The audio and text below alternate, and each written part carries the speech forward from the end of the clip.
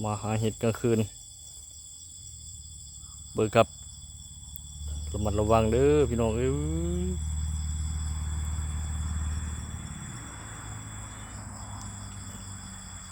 ป้องเหลืองป้องดำมึงรู้ไปบูเป็นเลยผมว่าที่มาหาเห็ดพี่น้องเอ้ย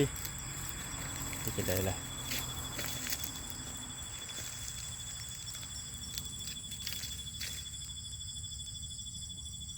นิ่งมันก็ได้เบิ่ง